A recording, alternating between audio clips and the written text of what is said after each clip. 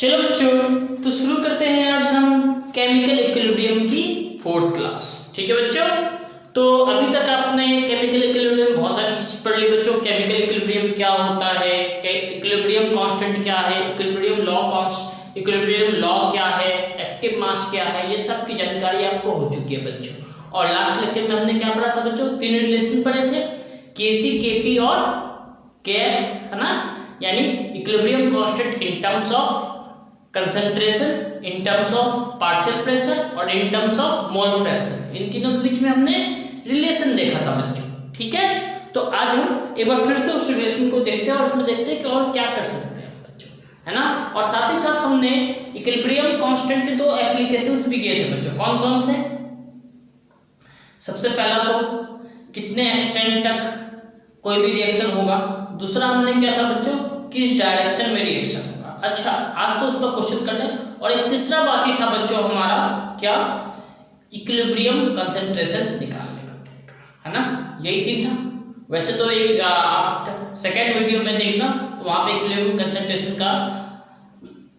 Concentration निकालने का तरीका मैं आपको बता रखा हूं बच्चों। फिर भी आज फिर से देखेंगे, एक बार फटाफट से एक बार क्विक रिवीजन कर ले उन तीनों रिलेशन की बच्चों, क्योंकि आज हम बहुत सारे क्वेश्चन भी करेंगे, है ना। तो इन तीनों रिलेशन की भी बहुत ज़्यादा हमें जरूरत पड़ेगी बच्चों। ठीक है, तो चलो फटाफट से हम देखते हैं क्या क्या रिलेशन थे हमारे पास। पहला रिलेशन था Kp is equal to Kc RT की पावर डेल्टा H। बोलो बच्चों, क्या पहला रिलेशन यही था हमारे पास, है ना। अच्छा, जहां पर डेल्टा Ng क्या था बच्चों, change in number of moles, यानी total number of moles of product minus total number of moles of reactant, right है बच्चों। दूसरा रिलेशन क्या था बच्चों, दूसरा रिलेशन हमने देखा था Kp और Kx में, राइट। तो दूसरा रिलेशन Kp और Kx में क्या था बच्चों, Kp equal to Kx into total pressure की पावर डेल्टा Ng। बोलो बच्चों, यही था क्या, यही था ना। ठीक है, ये क्या है बच्चों,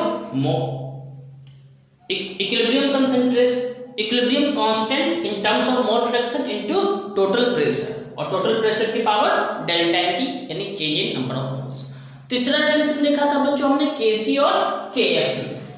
तीसरा रिलेशन क्या था बच्चों, Kc इक्वल टू Kx।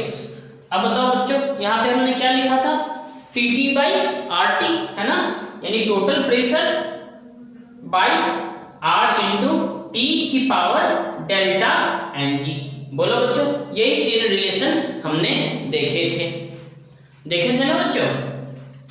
अच्छा, अगर मान लो बच्चों if delta Ng is equal to 0, तीनों ही केस में मैं एक एक करके देखूंगा। डेल्टा Ng यदि 0 हो जाता है बच्चों तो क्या होगा। पहला relation Kp is equal to Kc RT की पावर 0, किसी चीज की पावर 0, वैल्यू 1, यानी Kp इक्वल टू Kc, यानी डेल्टा Ng 0 हो जाएगा तो Kp और Kc आपस में इक्वल हो जाएंगे। अच्छा जी, चलो दूसरा देखते हैं, Kp is equal to Kx Pt की पावर 0, क्योंकि डेल्टा Ng 0, किसी चीज की पावर 0, वैल्यू 1, तो Kp इक्वल टू क्या हो जाएगा, Kx हो जाएगा, है ना बच्चों।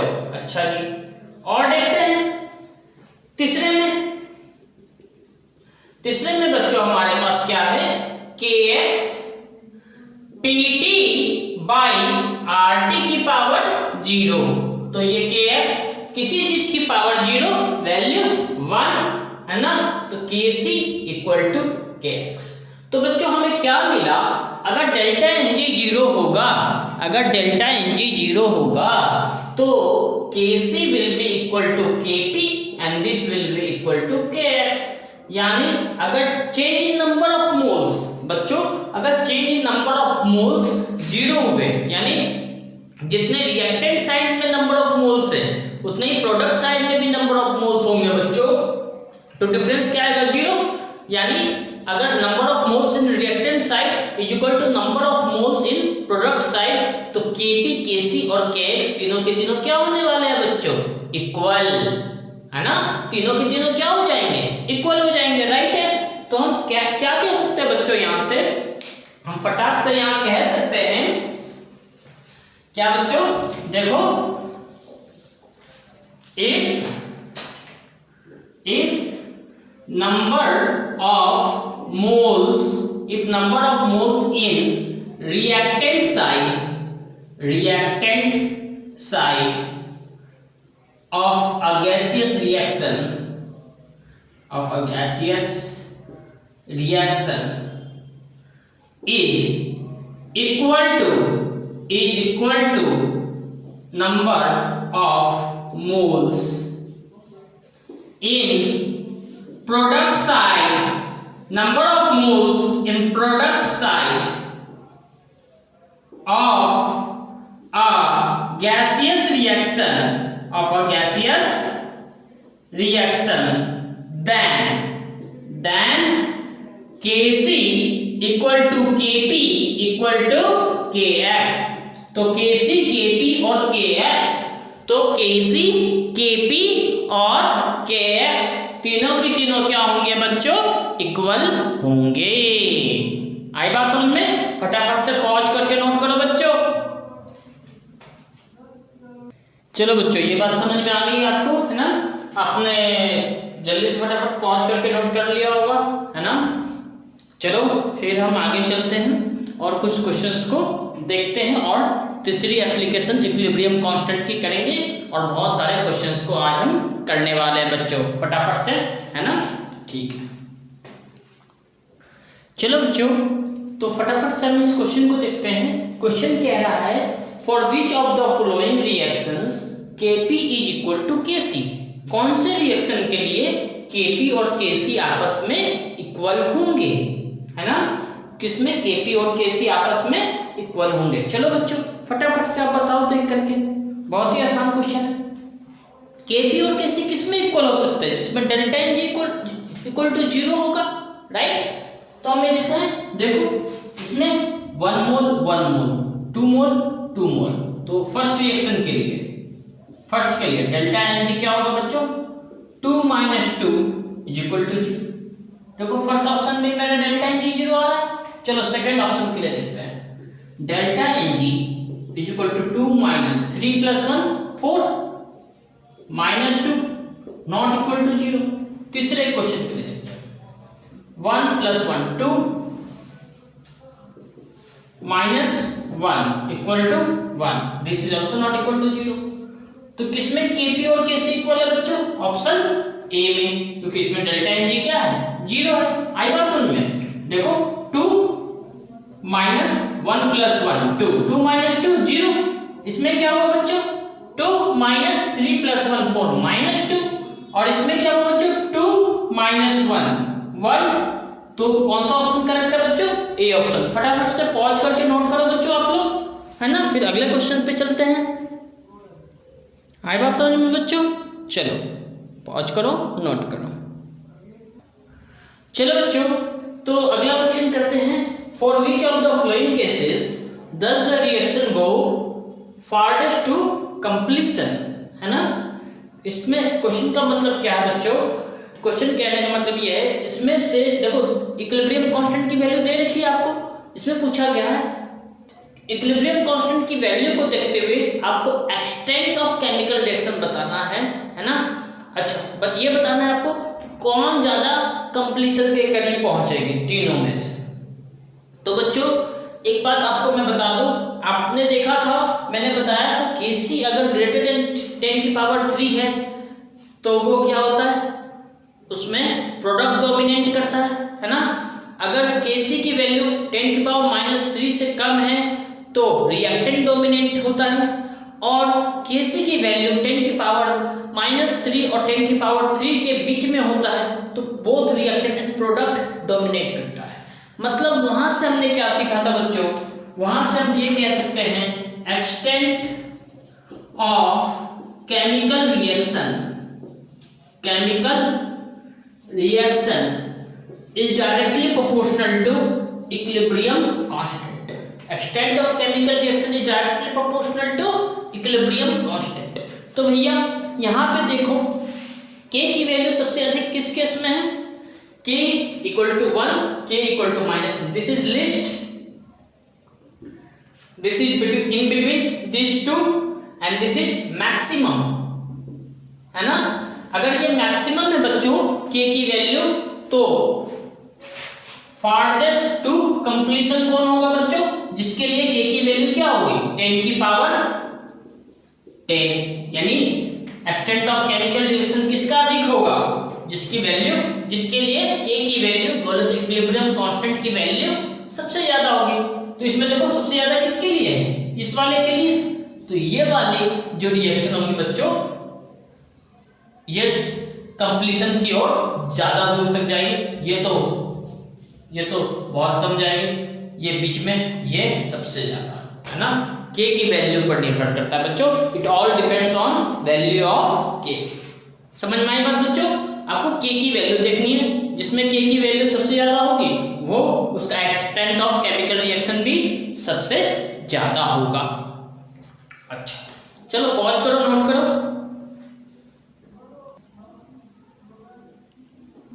क्या क्वेश्चन कह रहा है, क्वेश्चन कह रहा है both the metals Mg and Fe, both the metals Mg and Fe can reduce the metal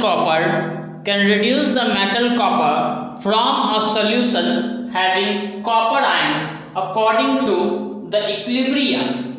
अच्छा, Mg solid plus Cu2 plus gives Mg2 plus Cu in solid। K1 की वैल्यू दे रखी है बच्चों 6 × 10 की पावर 90। दूसरा रिएक्शन है बच्चों Fe in solid plus Cu2 plus gives Fe2 plus copper in solid, उसके लिए K2 की वैल्यू ये दे रखी है बच्चों, है ना। तो कहे क्या रहा है क्वेश्चन में, देखो both the metals Fe and Mg can reduce metal copper, है ना। दोनों ही मैग्नीशियम और फेरस दोनों के दोनों ही कॉपर को रिड्यूस कर सकते हैं बच्चों, है ना। कॉपर को रिड्यूस कर सकते हैं किसमें से, form of solution having copper ions, है ना, जिसमें Cu2 प्लस आयंस होगा बच्चों, जिस सॉल्यूशन में उसमें से कॉपर को ये क्या कर सकते हैं, रिड्यूस कर सकते हैं, है ना, इस रिएक्शन के अकॉर्डिंग। तो कह रहा है क्वेश्चन में which metal will remove cupric ion more from the solution to a greater extent. इसमें आपसे क्या पूछा बच्चों, किसकी एक्सटेंट ज्यादा होगी। अभी बताया था बच्चों आपको मैं, extent of chemical reaction is directly proportional to equilibrium constant. तो आपको सिंपली क्या करना है बच्चों, देखना है दोनों में इक्विलिब्रियम कांस्टेंट किसकी ज्यादा है, तो देखने से पता चलता है बच्चों। देखो ये 6 है × 10 की पावर 90 और ये 10 की पावर 26, यानी K1 is greater than K2, है ना। तो which metal will remove cupric ion from the solution to a greater extent। तो क्या आंसर होगा बच्चों, आंसर इज Mg, है ना, जिसका इक्विलिब्रियम कांस्टेंट ज्यादा, उसका एक्सटेंट ऑफ रिएक्शन भी ज्यादा, है ना। सिमिलर टू लास्ट क्वेश्चन बच्चों, समझ में आई बात। चलो, है ना, देखो ना, इसमें k की वैल्यू ज्यादा है, इसमें k की वैल्यू कम है, K1 is greater than K2, तो एक्सटेंट किसका ज्यादा होगा, extent is directly proportional to equilibrium constant, right. इसलिए क्या होगा आंसर बच्चों, Mg, क्योंकि इसका इक्विलिब्रियम कांस्टेंट की वैल्यू ज्यादा है। लुक एट द रिएक्शन, है ना। चलो पॉज करके फटाफट से नोट करो बच्चों। चलो बच्चों अगला क्वेश्चन है, the equilibrium constant of the reaction. इस रिएक्शन का क्या दे रखा बच्चों, 80 डिग्री सेल्सियस पे इक्विलिब्रियम कांस्टेंट दे रखा बच्चों, है ना। Equilibrium constant at a given temperature होना चाहिए बच्चों, ये टेम्परेचर पे इतना दे रखा। What will be the value of equilibrium constant if the reaction is reversed. बच्चों जैसे ही हम रिएक्शन को रिवर्स करते हैं तो इक्विलिब्रियम कांस्टेंट क्या हो जाता है, रेसिप्रोकल हो जाता है। तो इस वाले का क्या होगा बच्चों, K dash will be equal to 1/55.3, बोलो, जब भी हम केमिकल रिएक्शन को रिवर्स करते थे तो क्या होता था, इक्विलिब्रियम कांस्टेंट जस्ट रिवर्स हो जाता था बच्चों। चलो रिवर्स कर दिया।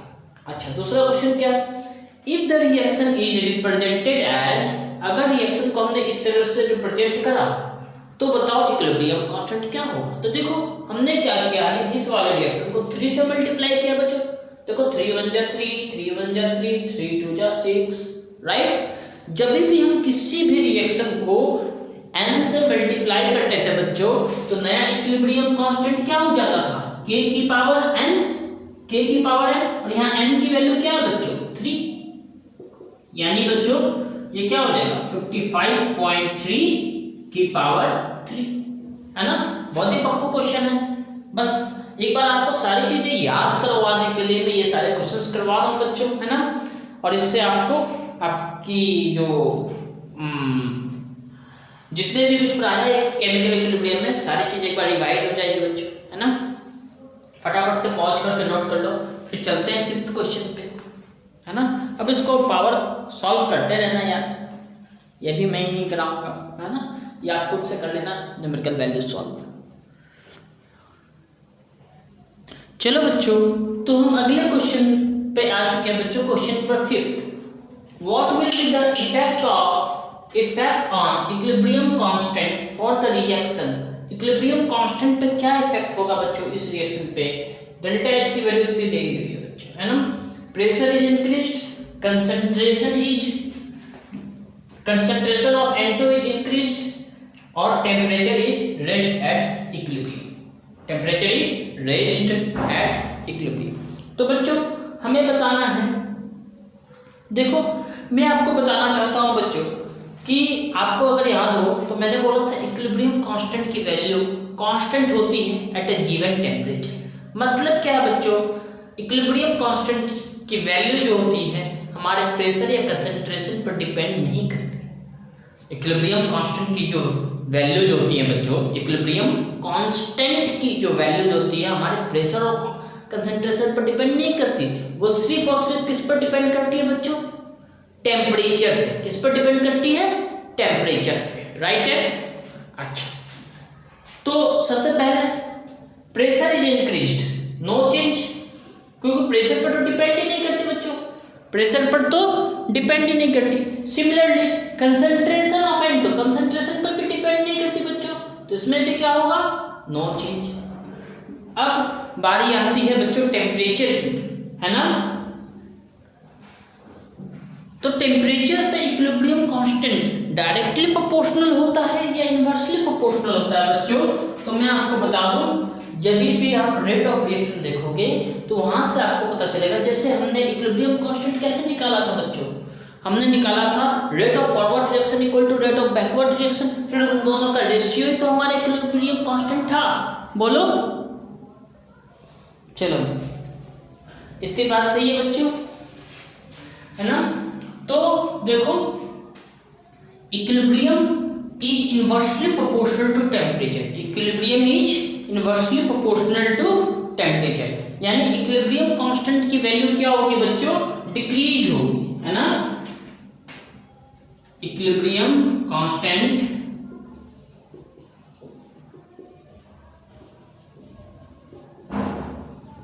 Is inversely proportional to temperature, लेकिन कौन से रिएक्शन के लिए बच्चों, देखो delta H equal to negative है, इसका मतलब रिएक्शन क्या बच्चों, delta H equal to negative है, मतलब रिएक्शन एक्सोथर्मिक है, यानी ये हीट को रिलीज कर रहा है, और आप क्या कर रहे हो बच्चों, हीट दे रहे हो, तो रिएक्शन फास्ट होगा या स्लो होगा, स्लो हो जाएगा, तो प्रोडक्ट का कंसंट्रेशन क्या होगा, कम। अरे केसी क्या होता है, केसी क्या होता है, प्रोडक्ट के कंसंट्रेशन का रेशियो, है ना, बाय रिएक्टेंट के कंसंट्रेशन का रेशियो, रिएक्टेंट प्रोडक्ट के कंसंट्रेशन बाय रिएक्टेंट के कंसंट्रेशन का रेशियो होता है। अगर ये कौन सा रिएक्शन है बच्चों, यानी फॉर एक्सोथर्मिक, मैं बात कर रहा हूं फॉर एक्सोथर्मिक। देखो अगर डेल्टा H नेगेटिव है तो रिएक्शन क्या है, एक्सोथर्मिक है बच्चों। अगर डेल्टा H नेगेटिव है तो रिएक्शन क्या है, एक्सोथर्मिक। अगर एक्सोथर्मिक रिएक्शन का अगर आप टेम्परेचर बढ़ाओगे तो प्रोडक्ट कम बनेगा, यानी प्रोडक्ट इज टू रिएक्टेंट का रेशियो क्या हो जाएगा बच्चों, डिक्रीज। ऑन इंक्रीजिंग टेम्परेचर ये क्या हो जाएगा, इक्विलिब्रियम कांस्टेंट की वैल्यू कम हो जाएगी, है ना। टेम्परेचर इंक्रीज करेंगे तो रिएक्शन स्लो हो जाएगा, प्रोडक्ट बनेगा नहीं, क्योंकि एक्सोथर्मिक है। एंडोथर्मिक रिएक्शन होता तो बच्चों ये डायरेक्टली प्रोपोर्शनल होता। एंडोथर्मिक रिएक्शन के लिए मैं क्या कह रहा हूं बच्चों, equilibrium constant Kc is directly proportional to temperature for endothermic, है ना। उसे क्या चाहिए, हीट चाहिए। अगर आप उसको हीट और दे रहे हो तो प्रोडक्ट और ज्यादा क्वांटिटी में बनेंगे बच्चों, तो प्रोडक्ट इज टू रिएक्टेंट का रेशियो ज्यादा हो जाएगा उस केस में, तो वहां पे K की वैल्यू क्या हो जाएगी, ज्यादा। लेकिन ये क्या रिएक्शन है बच्चों, एक्सोथर्मिक रिएक्शन है। एक्सोथर्मिक रिएक्शन के केस में क्या होता है, इनवर्सली प्रोपोर्शनल। तो यहाँ पे क्या होगा, टेम्परेचर हम क्या कर रहे हैं, राइज कर रहे हैं, तो Kc विल डिक्रीज। तो Kc की वैल्यू क्या होगी बच्चों, Kc की वैल्यू डिक्रीज हो जाएगी, Kc की वैल्यू घट जाएगी, मतलब इक्विलिब्रियम कांस्टेंट घट जाएगा। आई बात बच्चों समझ में, फटाफट से पॉज करो, नोट करो। चलो बच्चों अगला क्वेश्चन है, question number 6, Kc for the reaction, equilibrium constant for the reaction, this reaction SO2 plus half O2 gives SO3 at 600 degree Celsius की इतना। बच्चों साथ ही साथ लिखते जाता हूँ, गिवन क्या है, गिवन है Kc equal to 61.7, calculate Kp, okay बच्चों हमें क्या कैलकुलेट करना है, Kp, और साथ ही साथ क्या पूछा, what is the unit of Kp for the our equilibrium. अच्छा, और हमसे पूछा है Kp की आपको यूनिट भी बता दो, what is unit of Kp, और साथ में क्या कैलकुलेट करना है बच्चों, Kp। तो Kp और Kc के बीच का रिलेशन बच्चों आपको पता है ना, बताओ क्या था Kp और Kc के बीच का relation, Kp was equal to Kc RT की पावर डेल्टा Ng।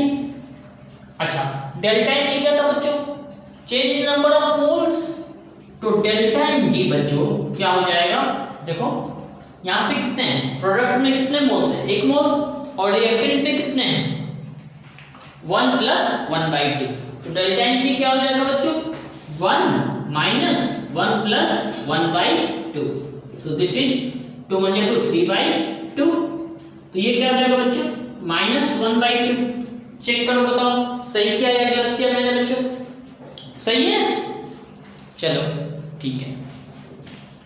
अब देखो तो Kp is equal to, Kc कितना बच्चों 61.7 इंटू RT, R कितना बच्चों 0.0821 इंटू 0.0821 इंटू, अच्छा मेरा टेम्परेचर कितना है बच्चों 600 डिग्री सेल्सियस। देखो ये टेम्परेचर जो लेते हैं बच्चों एब्सोल्यूट टेम्परेचर होता है, तो उसको केल्विन में चेंज करेंगे पहले, तो क्या होगा बच्चों 800, यहाँ पे थोड़ा यहाँ से लिख देता बच्चों, नहीं तो आपको दिखेगा नहीं, रुको Kp इज इक्वल टू 61.7 है ना, R कितना बच्चों 0.0821 into 600 degree Celsius in kelvin 873 की पावर -½ आगे बात बच्चों समझ में, यही Kp होने का है बच्चों, Kp यही होगा ना। अच्छा अब फटाफट से आप इसको सॉल्व कर लो, जब आप इसको सॉल्व करोगे बच्चों तो आपका आंसर आएगा 7.29, क्या आएगा बच्चों 7.29। सॉल्व करके देखना इतनी वैल्यू आएगी आपकी, है ना। करना क्या है, इसको 1/, करना मल्टीप्लाई करके इसका रेसिप्रोकल करके स्क्वायर रूट निकाल देना, और इसको उससे डिवाइड मार देना, आ जाएगा। कैलकुलेट करना, कैलकुलेशन में अगर किसी को प्रॉब्लम है तो वो मेरे से पूछ ले, मैं बता दूंगा। वैसे बहुत ही सिंपल कैलकुलेशन है ना, बच्चों का 5वीं मैंने दूसरे तीसरे में कैलकुलेशन सिखा हुआ है, 5वीं 6वीं में तो सीख ही गए होंगे स्क्वायर रूट निकालना, है ना। चलो अब हमसे क्या पूछा बच्चों, unit of KP for the above equilibrium, यानी केपी की हमें क्या निकालनी है बच्चों, यूनिट निकालनी है। चलो तो फटाफट से आप बताओ कैसे करेंगे। देखो केपी इक्वल टू क्या होगा इस रिएक्शन के लिए, केपी इक्वल टू क्या होगा, partial pressure of SO3 bye partial pressure of SO2 into partial pressure of O2 की पावर हाफ, यही होगा बच्चों। अच्छा प्रेशर की यूनिट क्या होती है बच्चों, प्रेशर की यूनिट होती है ATM, एटमॉस्फेरिक प्रेशर, है ना। तो देखो ATM बाई ATM और ATM की पावर हाफ, ATM से ATM कैंसिल, तो ये क्या हो गया बच्चों, ATM की पावर -1/2। बोलो तो इस वाले रिएक्शन के लिए क्या होगा, केपी की यूनिट क्या होगी, ATM की पावर -1/2। क्लियर है बच्चों, बहुत ही आसान क्वेश्चन था, लल्लू क्वेश्चन था, हमने आसानी से इस क्वेश्चन को कर लिया बच्चों, है ना। तो चलो 6 क्वेश्चन हमने कर लिए हैं। पहले हम थर्ड एप्लीकेशन को एक बार सीख लेते हैं बच्चों, कैसे हम किसी भी रिएक्शन में कंसंट्रेशन एक बार अप्लाई करेंगे, और फिर बहुत सारे क्वेश्चन करने हैं आज बच्चों, बस क्वेश्चन ही क्वेश्चन करने हैं। केमिकल इक्विलिब्रियम में बस एक ही टॉपिक बचा है बच्चों मेरे हिसाब से, ली चैटर्जिलस प्रिंसिपल, है ना। तो उसको हम देखेंगे बाद में, पहले क्वेश्चंस की धमाधम प्रैक्टिस करते हैं, ठीक है। पॉज करके एक बार नोट कर लो। देखो बच्चों तो हम शुरू करते हैं थर्ड एप्लीकेशन, है ना, of equilibrium constant, calculation of equilibrium constant, right. तो बच्चों पहले मैं आपको कुछ बताता हूँ, है ना, फिर इसको डायरेक्ट क्वेश्चन से समझेंगे बच्चों, है ना। वैसे आपको मैंने पहले भी कराया है। जैसे देखो आपके पास एक रिएक्शन है बच्चों, जैसे मैं लेता हूँ फॉर्मेशन ऑफ अमोनिया। अमोनिया का फॉर्मेशन कैसे होता है बच्चों, देखो N2 gas plus H2 gas, it gives, देखो ये बहुत ज्यादा फायदा करने वाला बच्चों, जो अभी सिखाने जा रहा हूं मैं आपको, ध्यान से देखो एकदम गौर से।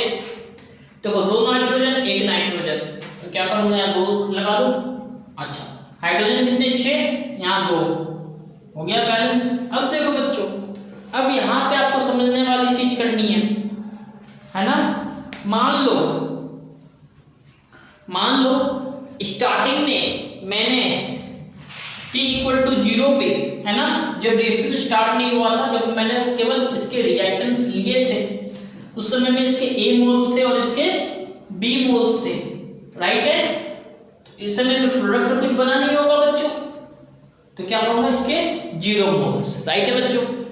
अच्छा जैसे ही रिएक्शन आगे बढ़ा, है ना, और कहाँ पहुंच गया बच्चों, इक्विलिब्रियम, कहाँ पहुंच गया, इक्विलिब्रियम, एट इक्विलिब्रियम, कहाँ पे बच्चों, इक्विलिब्रियम पे, है ना। देखो ये कितने हैं, एक N2 है, 3H2 है, 2NH3 है, यानी A-X, एक है तो -X, B- ये क्या है बच्चों 3, तो 3X, है ना, और ये क्या होगा 2X। अरे बच्चों N2 रिएक्टेंट्स का कंसंट्रेशन कम होगा, डिक्रीज होगा, तभी तो प्रोडक्ट का कंसंट्रेशन इंक्रीज होगा। मैं मान लेता हूं कि इस N2 का X मोल यूज हुआ, तो इसके कितने मोल यूज होंगे, 3X, यानी A-X मोल इसके यूज हुए, तो इसके कितने मोल यूज होंगे, B-3X, है ना। तो ये कितना मोल बनेगा, 2X मोल बनेगा। आड़ी बात समझ में, मैं मोल्स की चर्चा कर रहा हूं बच्चों, ये हमारे इनिशियल मोल्स है, ये क्या है हमारे इनिशियल मोल्स, ये क्या है, मोल्स एट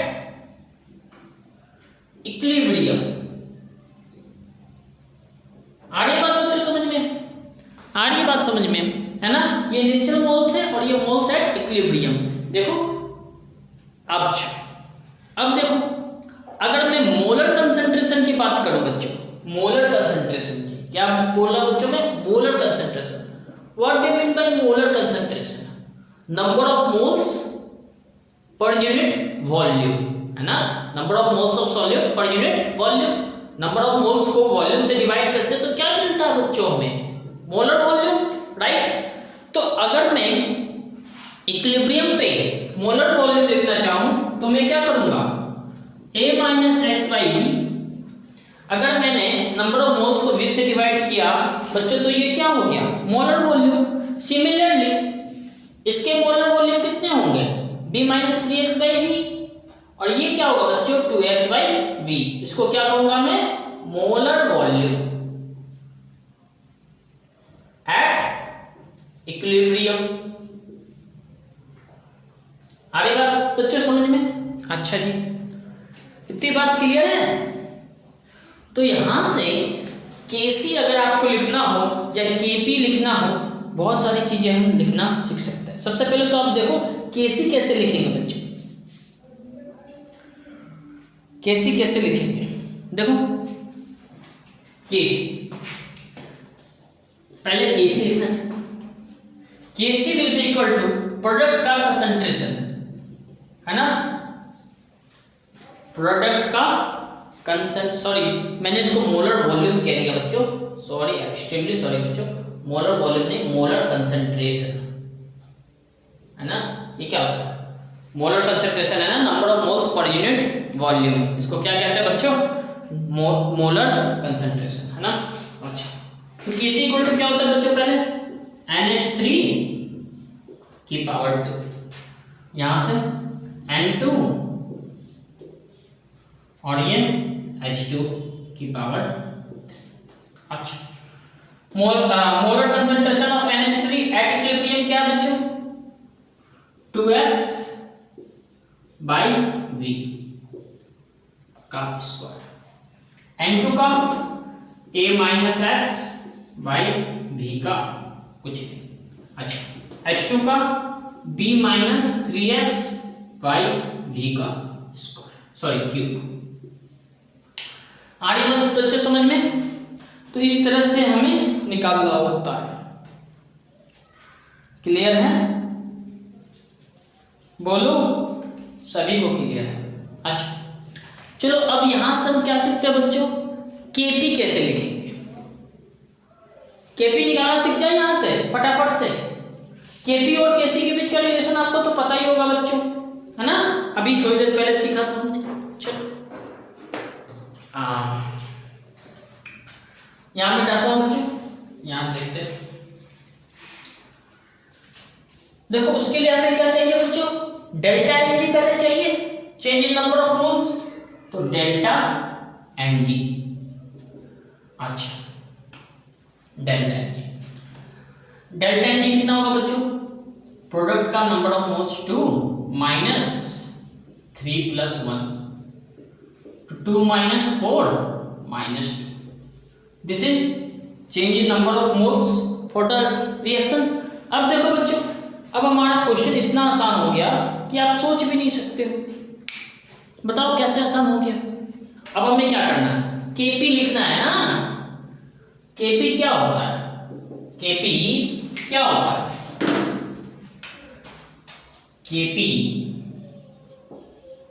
क्या होता है, केसी आरटी की पावर डेल्टा एनजी। अच्छा, अब इस रिएक्शन के लिए हम केपी कैसे लिख सकते हैं, इस रिएक्शन के पहले केपी लिख देता हूं, पार्शियल प्रेशर ऑफ NH3 की power 2 partial pressure of N2 की power 1 into partial pressure of hydrogen की पावर 3। इस रिएक्शन के लिए केपी तो यही लिखेंगे बच्चों, लेकिन अब वैल्यू कैसे लिखी जाए, the main important thing is the value. Okay, इतनी बात समझ में। अब देखो बच्चों, हमें करना क्या है,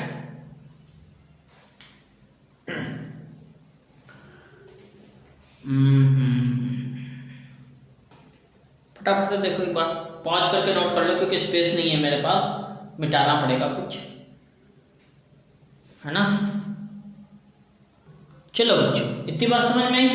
अब देखो डेल्टा एनजी यहाँ पे जीरो नहीं है बच्चों, अगर डेल्टा एन जी जीरो नहीं है तो केपी और केसी इक्वल तो हो नहीं सकते, है ना, केपी और केसी इक्वल हो नहीं सकते। तो हम डायरेक्ट क्या कर सकते थे, इसमें केसी में आरटी की पावर डेल्टा एन जी से मल्टीप्लाई कर देते तो केपी आ जाता, है ना। देखो दो तरीके हैं, एक बार मैं इसको मिटा दूं। अच्छा, मिटाने से पहले बच्चों एक काम करता हूँ, नहीं तो फिर बाद में प्रॉब्लम हो जाएगी। या फिर यहाँ पे देख लो, ये मिटा देता हूँ। यस, यहाँ पे मिटा सकता हूँ। यहाँ देखो, तो Kp इक्वल टू आप ऐसे भी लिख सकते थे बच्चों, Kp इक्वल टू Kc, है ना। Kc की वैल्यू यहाँ पर लिखी थी हमने, है ना, इनटू Rt की पावर -2। R क्या है बच्चों, यूनिवर्सल गैस कांस्टेंट, और जो भी टेम्परेचर गिवन होगा। और दूसरे तरीका कोई है क्या, और कोई दूसरा तरीका? हाँ है, क्या है, देखो पहले क्या करते हैं, total number of moles at equilibrium, total number of moles at equilibrium निकाल लेते हैं बच्चों, है ना।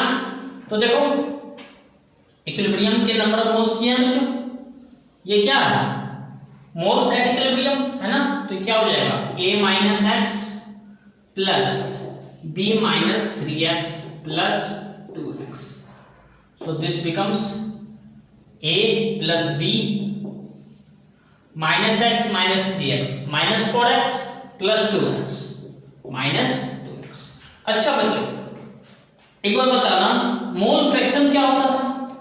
मोल फ्रैक्शन ऑफ ए लिखना हो या मोल फ्रैक्शन ऑफ क्या लिखना है, नाइट्रोजन गैस लिखना है एट इक्विलिब्रियम, तो क्या लिखूंगा, number of moles of nitrogen eight equilibrium by total number of moles. हाँ, मैं मोल फ्रैक्शन के टर्म्स में जाना चाहता हूं, है ना। वो लोग कर सकते हैं, नहीं कर सकते? कर सकते हैं ना। अच्छा, तो देखो, अच्छा, Dalton's law of partial pressure क्या कहता है बच्चों? Dalton's law of partial pressure क्या कहता है? Dalton's law of partial pressure कहता है मोल fraction of the gas into total pressure of the gas into total pressure of the system, right. This is the partial pressure ना बच्चों। अच्छा, इसको मैं क्या लिख सकता हूं बच्चों, यहां देखो, फटाफट से देख लो, फटाफट से छोटा हो जाएगा क्या, यहां लिखो बच्चों, दिक्कत हो जाएगी तो यहां लिखो। Kp इज इक्वल टू, देखो ये पार्शियल प्रेशर है, इसको मैं क्या लिख सकता हूं, मोल फ्रैक्शन ऑफ NH3, है ना, इनटू टोटल प्रेशर का square by mole fraction of N2 into total pressure mole fraction of H2 into total pressure का क्यूब। बोलो बच्चों, ये लिख सकते हैं पार्शियल फ्रैक्शन को। और इसी तरह से मैंने रिलेशन ड्राइव किया था किसके लिए, equilibrium constant in terms of mole fraction के लिए, है ना। अब देखो बच्चों, अब देखो, हाँ यहाँ देखो, इस चीज को मैं यहाँ लिख रहा हूँ, कहाँ लिखूँ, अच्छा छोड़ो, यहाँ लिखता हूँ, Kp equal to mole fraction of NH3 क्या होगा बच्चों, 2x number of moles of NH3 by total number of moles A plus B minus 2x into total pressure आई बात बच्चों समझ में, by mole fraction of N2 क्या बच्चों, देखो N2 का नंबर ऑफ मोल्स क्या है, A minus x by total number of moles. अच्छा, फिर क्या बच्चों, मोल फ्रैक्शन ऑफ H2 के नंबर ऑफ मोल्स कितने हैं, B माइनस 3x, अच्छा P छोड़ दिया मैंने bye total number of moles, ये A plus B minus 2x into total pressure का क्यूब। बोलो बच्चों, समझ में आ रही बात? अब देखो यहाँ पे बहुत ही आसानी से मैं क्या कर सकता हूँ, आप इसको चाहो तो p की पावर 4 और p की पावर 2 कट कर सकते हो, सॉल्व कर सकते हो। और इसी तरह से हमने मोलर फ्रैक्शन के लिए करा था बच्चों। आ रही बात समझ में? तो आई बात बच्चों समझ में, है ना। इस तरह से हम अब मोलर फ्रैक्शन के टर्म्स में आप लिख सकते हो, मोल फ्रैक्शन के टर्म्स में भी आप लिख सकते हो नंबर ऑफ मोल्स बाय ये करके, है ना। और ये Kp और मोल फ्रैक्शन में रिलेशन स्टैब्लिश हो गया बच्चों। आ रही बात समझ में ना। तो इस तरह से आप किसी तरह भी करके लिख सकते हो। आपको ये दो चीज लिखनी जरूरी है और नंबर ऑफ मोल्स निकालना जरूरी है, राइट है। चलो एक और एग्जांपल लेते हैं इसी तरह का, फिर क्वेश्चंस पे आएंगे बच्चों। एक एग्जांपल और, ताकि आपको अच्छे से समझ में आ जाए। चलो बच्चों एक और एग्जांपल देखते हैं, फॉर्मूलेशन ऑफ HI। बच्चों इसमें क्या होता है, देखो H2 gas plus I2 gas gives HI gas. यहाँ पे 2 लगा देता हूँ, रिएक्शन बैलेंस हो जाएगा बच्चों। आ रही बात समझ में? आ रही बात समझ में सभी को? अच्छा, इसमें भी सेम उसी तरह से T = 0 पे मान लेता हूँ इसके A मोल्स थे, इसके B मोल्स थे, इसके 0 मोल्स थे। This is initial moles. ध्यान से समझना बच्चों, अगर पिछला एग्जाम्पल नहीं समझ में आया कोई नहीं, आप इसे समझ लो। एट इक्विलिब्रियम, है ना, इक्विलिब्रियम पे ये क्या होगा बच्चों, A - x, यहाँ पर 1 है तो ये क्या होगा B - x, और ये क्या होगा बच्चों 2x। ये क्या होगा बच्चों, मोल्स एट इक्विलिब्रियम, राइट है। अच्छा बच्चों, मोलर कंसंट्रेशन क्या होगा, A - x by V, B - x by V, 2x by V। This is molar concentration at equilibrium, molar concentration at equilibrium. अच्छा जी, अब देखो टोटल नंबर ऑफ मोल्स भी निकाल लेते हैं लगी हाथ। Total number of moles A - x plus B - x plus 2x। तो ये क्या हो गया बच्चों, A + B -x - 2x plus 2x cut. ठीक बात है बच्चों। तो देखो Kc क्या होगा, Kc तो होता है HI का कंसंट्रेशन की पावर 2 बाई H2 की कंसंट्रेशन, और यहाँ I2 की कंसंट्रेशन। तो बच्चों इसको क्या लिख सकते हैं हम, 2x by V का स्क्वायर, है ना, by A - x by V और B - x by V। इस तरह से हम Kc की वैल्यू फाइंड आउट कर सकते हैं बच्चों, है ना। या Kc की वैल्यू दी होगी, मोलर कंसंट्रेशन निकालना होगा, x की वैल्यू फाइंड आउट करके पुट कर सकते हैं। अच्छा, और Kp देखो यहाँ पे बच्चों, Kp के लिए तो हम क्या देते हैं पहले, डेल्टा Ng। यहाँ क्या है 2 - 1 + 1, तो 2 - 2 क्या हो गया बच्चों 0। यानी बच्चों यहाँ पे बहुत ही अच्छा हुआ हमारे लिए। पूछो क्या हुआ यहाँ पे, अच्छा ये हुआ कि हम डायरेक्टली यहाँ पे क्या लिख सकते थे, number of moles of Kc = Kp = Kx, क्योंकि डेल्टा Ng क्या हो गया 0 हो गया, है ना। तीनों के तीनों क्या हो जाएंगे बच्चों, इक्वल हो जाएंगे। फिर भी हम Kp और Kx की वैल्यू एक बार लिख करके देखेंगे कि इक्वल आ रही है या नहीं आ रही। ठीक बात है बच्चों, चलो देखते हैं।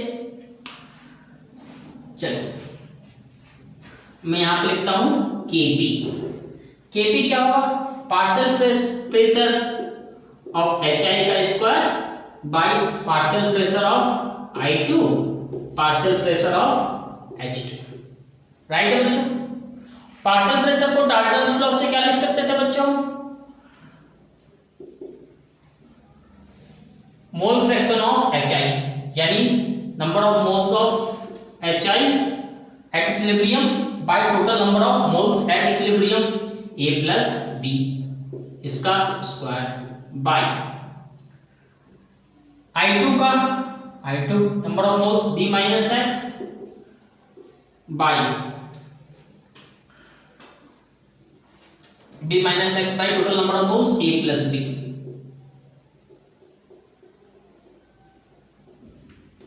A प्लस बी है ना, दिख रहा है सभी को? चलो बाहर। और ये क्या होगा बच्चों? A minus x by a plus b. देखो a plus b a plus b a plus b cut गया, ऊपर स्क्वायर है, नीचे मल्टीप्लाई करेंगे तो क्या आ जाएगा वही। अच्छा तो यहाँ से kp इक्वल टू क्या लिख सकते हैं बच्चों? 2x का square by b minus x a minus x. बोलो समझ में आ रही बात? उसी तरह से यहाँ पर देखो v कट गया था तो ये भी वही चीज आई थी, तो kc इक्वल टू kp है या नहीं है बच्चों बताओ? अच्छा मैंने एक चीज और छोड़ दी बच्चों, यहाँ पे आपका पी स्क्वायर और यहाँ पी स्क्वायर छोड़ दी, पी स्क्वायर वही चीज होगी बच्चों, है ना। इसी तरह से ये भी निकालते क्या मोल फ्रैक्शन के टर्म्स में इक्विलिब्रियम कांस्टेंट, तो भी आपका यही आने वाला था बच्चों, है ना। तो आई होप सो सभी को समझ में आ गया होगा, आप सभी लोग समझ गए होंगे। तो फटाफट से हम इस पर कुछ क्वेश्चंस करते हैं, है ना। तो पॉज करके एक बार इसको भी नोट कर ले, ये थोड़ा ज़्यादा सिंपल था, है ना। तो दोनों एग्जाम्पल्स आपको अच्छे से समझ में आने चाहिए बच्चों, है ना। अगर नहीं समझ में आया हो तो एक बार आप रिवाइंड करके दोनों एग्जाम्पल्स को अच्छे से देख लें, बहुत ही आसान है, हमारे कैलकुलेशन के लिए बहुत ज़्यादा ही इम्पॉर्टेंट है। चलो पॉज करो और नोट करो बच्चों फिर। चलो बच्चों अगला क्वेश्चन है, 1 mole of nitrogen is mixed with 3 moles of hydrogen. 1 mole nitrogen 3 mole hydrogen के साथ मिक्स होता है इन 4 लीटर कंटेनर। 4 लीटर का कंटेनर मतलब वॉल्यूम कितनी दी हुई है बच्चों? 4 लीटर, right. If 0.25% of nitrogen is converted to ammonia by the flowing reaction, calculate the equilibrium constant Kc in the concentration unit. अच्छा Kc की वैल्यू कैलकुलेट करनी है।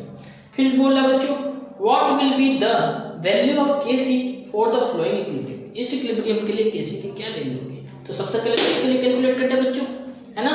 सबसे पहले हम फटाफट से लिख लेते हैं गिवन क्या है।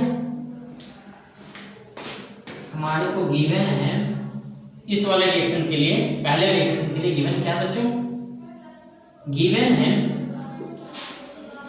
है चलो बच्चों क्या गिवन है? Number of moles of N2। कितना गिवन है बच्चों? 1 मोल। अच्छा और क्या गिवन है? Mixed with 3 moles of hydrogen, यानी number of moles of hydrogen कितना है बच्चों? 3। अच्छा V की वैल्यू कितनी दी हुई है बच्चों?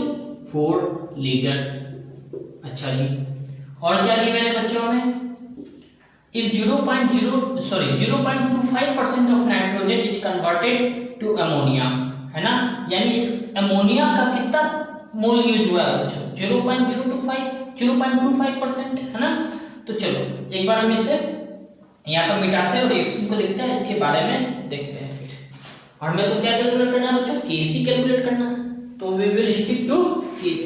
यहाँ पर मिटाता हूँ बच्चों, ऊपर कर रहा हूँ सारी चीजों को फिर से।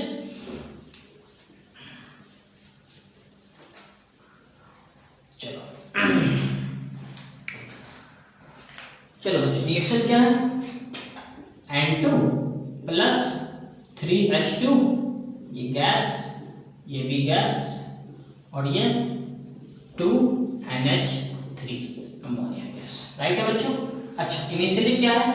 इनिशियल मोल्स क्या है? इसके 1 है, इसके 3 है और इसके 0 है, T इक्वल टू 0 पे। अच्छा एट इक्विलिब्रियम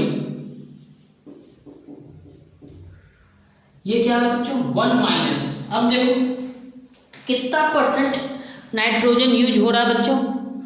0.25%। 0.25% को अगर आप फ्रैक्शन में चेंज करोगे, देखो 0.25% को लिख सकते हैं 0.25/100। अच्छा दिस इज इक्वल टू 0.0025। बोलो बच्चों समझ में आ रही बात आपको, है ना। तो यहाँ पे क्या लिखूंगा बच्चों? 1 माइनस 0.0025। अच्छा यहाँ देखो बच्चों, ये 3 माइनस 3 इंटू 0.0025 और यहाँ पे कितना बनेगा बच्चों 2 इंटू 0.0025। क्लियर है? इतना परसेंट ये यूज हो रहा है ना। तो 1 माइनस इतना बचा हुआ रहेगा कंसंट्रेशन। एक्स क्या होता था बच्चों, जो नंबर ऑफ मोल्स यूज होता था, इक्विलिब्रियम पे यूज हो गया तो उसको उतना में से माइनस कर देंगे ना, है ना। तो माइनस कर दिया हमने। अच्छा अब देखो v की वैल्यू भी गिवन है बच्चों, है ना, v की वैल्यू भी गिवन है। तो हम क्या लिख सकते हैं, मोलर कंसंट्रेशन लिख सकते हैं, मोलर कंसंट्रेशन एट इक्विलिब्रियम, है ना। ये क्या होगा बच्चों 1 माइनस 0.0025 बाई v की वैल्यू कितनी है बच्चों 4, इसके लिए 3 इंटू 0.0025 बाई 4 और ये क्या होगा बच्चों 0.0025 बाई 4। बोलो बच्चों यहाँ तक किसी को कोई डाउट नहीं?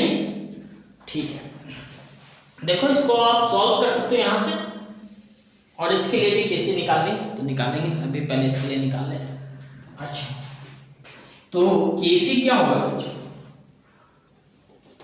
कंसंट्रेशन ऑफ NH3, है ना, मोलर कंसंट्रेशन ऑफ NH3 कितना है ये 2 इंटू, इसको काट दूंगा, है ना, तो क्या लिख सकता हूँ 0.0025 बाई 2 का square, right, by 1 minus 0.0025, 1 minus 0.0025 कितना होगा बच्चों 0.9975, है ना, तो 0.9975 बाई 4। अच्छा और 3 इंटू 0.0025 विल बी 3 ये हो जाएगा 0.0075, तो 3 माइनस 0.0075 कितना होगा बच्चों 2.9925 बाई 4 का क्यूब। बोलो बच्चों पक्की बात? अब इसको सॉल्व कर लो, केसी की वैल्यू आ जाएगी फटाफट से इसको सॉल्व कर लो। आप सारे लोग कर सकते हो ना।